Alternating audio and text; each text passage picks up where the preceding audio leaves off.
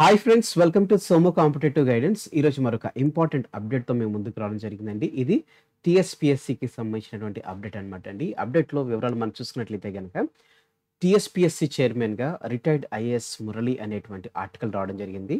UPSC స్థాయిలో టీఎస్‌పీఎస్‌సీని తీర్చిదిద్దేటువంటి చర్యలు అనేటువంటి ఆర్టికల్ రావడం జరిగింది. అయితే ఈ టీఎస్‌పీఎస్‌సీ చైర్మన్‌గా మురళి గారు ఎంపిక అవుతారని చెప్పేసి ఆల్రెడీ నేను మన సోము కాంపిటేటివ్ గైడెన్స్ ప్రీవియస్ ఒక వీడియోలో మీకు తెలపడం జరిగిందనమాట అండి. ఎందుకంటే ఈ ఐఏఎస్ మురళి గారు ఎవరైతే ఉన్నారో, ఈ ఐఏఎస్ మురళి గారు 'మన ఊరు మనబడి' అనేటువంటి కార్యక్రమం, లేకపోతే మన ఏపీలో ఉన్నటువంటి కార్యక్రమాలు, స్కూల్‌కి సంబంధించినటువంటి ఏదైతే ప్రోగ్రామ్స్ ఏవైతే ఉన్నాయో వాటి యొక్క రూపశిల్పి. దీని యొక్క కార్యాచరణకు సంబంధించినటువంటి మొత్తం ప్రణాళికను ఏర్పరిచినటువంటి ఆయన ఈ మురళి గారనమాట. సో, ఇట్లా స్టడీ పర్పస్‌గా ఈయనకున్నటువంటి అపారమైనటువంటి జ్ఞానంతోటి ఈయనని తీసుకుంటేనే గనక టీఎస్‌పీఎస్‌సీ అనేటువంటిది ఒక మంచి ఉత్తమమైనటువంటి మార్గంలో అనేక రాష్ట్రాలకున్నటువంటి ఏదైతే సర్వీస్ కమిషన్స్ ఏవైతే ఉన్నాయో వాటికి ఆదర్శప్రాయంగా యూపీఎస్‌సీ ఎట్లయితే నిలిచిందో అట్లానే స్టేట్ వైస్‌గా కూడా మన తెలంగాణ టీఎస్‌పీఎస్‌సీ అనేటువంటిది నిలుస్తుందనేటువంటి ఆలోచనలో సీఎం రేవంత్ రెడ్డి గారు ఉండడం జరిగిందనమాట అండి. దానికి సంబంధించినటువంటి ఇన్ఫర్మేషన్ అనేటువంటిది ఇప్పుడు మీకు ఈ ఆర్టికల్ మీకు పొందుపరుస్తాననమాట అండి. ఇందులో మనం చూసుకున్నట్లయితే గనక వివాదాలకు నిలయంగా మారినటువంటి టీఎస్‌పీఎస్‌సీ ఏదైతే ఉందో దీన్ని గాడిలో తెచ్చేందుకు రేవంత్ రెడ్డి గారు ప్రయత్నాలు ప్రారంభించడం జరిగింది. యూపీఎస్‌సీ తరహాలోనే టీఎస్‌పీఎస్‌సీని కూడా జాతీయ స్థాయిలో తేవాలన్నటువంటి లక్ష్యంతోటి ఇప్పటికే అడుగులు వేయడం జరిగింది.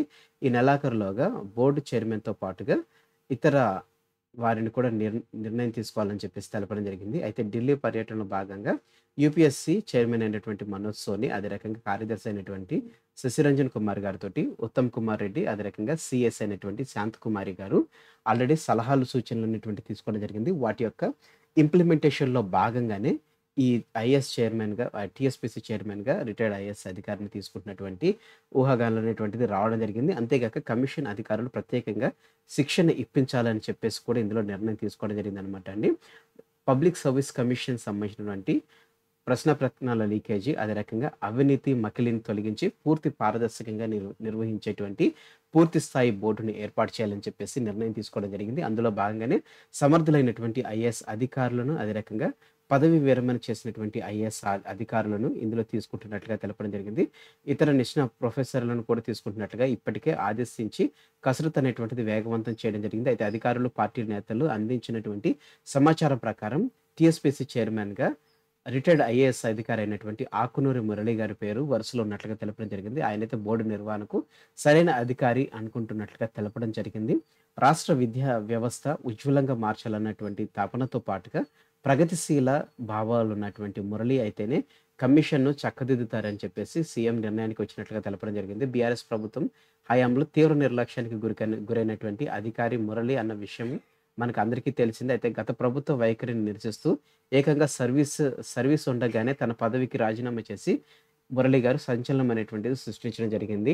ఆంధ్రప్రదేశ్ ప్రభుత్వం మురళిని విద్యాశాఖ సలహాదారుడిగా తీసుకోవడం జరిగింది. అక్కడ ఏడాది కాలం పాటు పనిచేసి ఏపీ విద్యా రంగంలో విప్లవాత్మకమైనటువంటి మార్పులకు శ్రీకారం చుట్టడం జరిగింది. ఆ తర్వాత స్వరాష్ట్రంలోనే ఉండి సేవలు అందించాలని తిరిగి రావడం జరిగిందనమాట అండి. సో, ఈ రకంగా మనం చూసుకున్నట్లయితే గనక ఈ రిటైర్డ్ ఐఏఎస్ అయినటువంటి మురళి గారిని తీసుకోవడం ద్వారా టీఎస్‌పీఎస్‌సీ అనేటువంటిది ఒక మంచి మెరుగైన స్థితిలోకి వస్తుంది. అదే రకంగా అనేక రాష్ట్రాల సర్వీస్ కమిషన్‌లకు ఇదొక ఆదర్శప్రాయంగా నిలుస్తుందని చెప్పేసి తెలపడం జరిగిందనమాట అండి. అయితే బోర్డులో చూసుకున్నట్లయితే గనక 11 మంది సభ్యులు, చైర్మన్‌తో పాటుగా 11 మంది సభ్యులు, అంటే వెరసి మొత్తం చూసుకున్నట్లయితే గనక 12 సభ్యులతో బోర్డ్ అనేటువంటిది ఏర్పాటు చేసుకున్నట్లుగా తెలపడం జరిగింది. ఆల్రెడీ క్రితం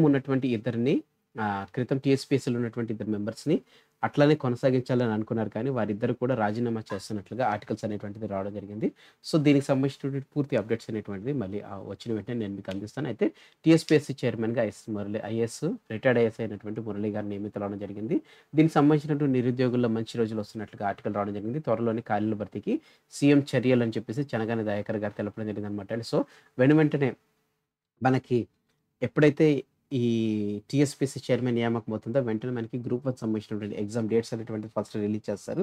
గ్రూప్ 1 ఎగ్జామ్ డేట్స్ రిలీజ్ చేసిన వెంటనే మనకి గ్రూప్ 2కి సంబంధించినటువంటి ఎగ్జామ్ డేట్స్, అదే రకంగా గ్రూప్ 3, గ్రూప్ 4 ఎగ్జామ్స్ సంబంధించినటువంటి ఏదైతే రిజల్ట్స్ ఏదైతే ఉన్నాయో వీటిని కూడా విడుదల చేసేటువంటి క్రమం అనేటువంటిది ఉంటుంది కాబట్టి విద్యార్థులకు ఒక మంచి రోజులు వస్తున్నటువంటి ఆర్టికల్ అనేటువంటిది కూడా ఇందులో రావడం జరిగింది. సో ఫ్రెండ్స్, ఇదండి ఈ రోజు ఉన్నటువంటి ఇంపార్టెంట్ అప్డేట్స్ కూడినటువంటి video. Thanks for watching video. ఇందులో ఉన్నటువంటి కంటెంట్, అదే రకంగా నా ఎక్స్ప్లెనేషన్ అనేటువంటిది మీకు నచ్చినట్లయితే మీరు ఇక మన సోము కాంపిటేటివ్ గైడెన్స్ అనేటువంటి యూట్యూబ్ ఛానల్ మీరు సబ్స్క్రైబ్ చేసుకోకపోతే వెంటనే మన ఛానల్ సబ్స్క్రైబ్ చేసుకుని పక్కన ఉన్నటువంటి బెల్ ఐకాన్ ట్యాప్ చేయడం ద్వారా ఎప్పటికప్పుడు లేటెస్ట్ అప్డేట్స్ అనేటువంటిది నోటిఫికేషన్ రూపంలో మీరు మీ డివైస్లో పొందుకోవడం జరుగుతుంది. ఈ వీడియో కనుక మీకు నచ్చితే లైక్ చేయండి, కింద కామెంట్ సెక్షన్లో కామెంట్ చేయడం మర్చిపోకండి.